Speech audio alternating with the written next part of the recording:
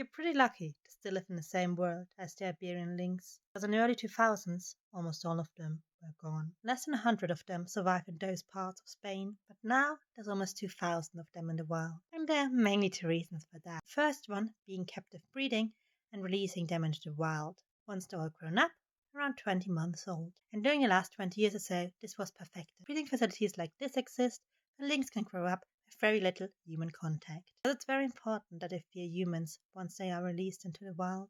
If they grow too attached to their keeper, they will scare them in order to make them fear again. And after 20 months, they're released. And where they are released depends on their genes, because you want them in places where their relatives aren't.